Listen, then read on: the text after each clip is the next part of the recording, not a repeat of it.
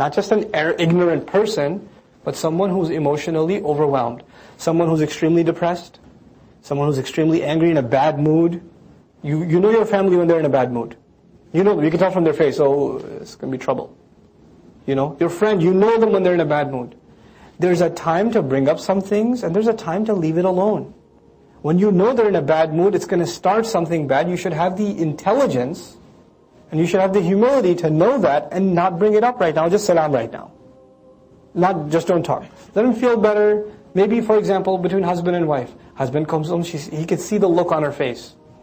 The look on a wife's face is everything. And the way she says salam is way on top of that, like it's absolutely clear what's going on. If you know your wife, then you know. The same is true of the husband. Assalamu alaikum, how's your day? Awesome. Oh, it's one of those days.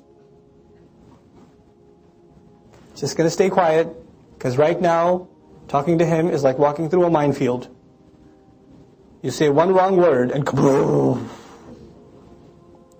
Do you want salt? What did I say about salt? I hate salt. I just said salt. Could you stop talking? I had a long day. Oh, because I had a short day? Oh, and it's just, When someone's emotionally volatile, then just say peace. Leave it alone. Leave it alone. These people have that kind of intelligence. وَإِذَا خَاطَبَهُمُ الْجَاهِلُونَ قَالُوا سَلَامًا. In the worst situations, and even in lesser situations, they're sensitive to that. They're sensitive to the emotional states of people before they address them. If my sister is going through trouble and she's having a hard time, I don't want to go to her and talk to her about what I want to talk to her about.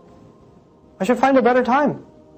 I should really find a better time. It's insensitive, it's inconsiderate to the needs of other people.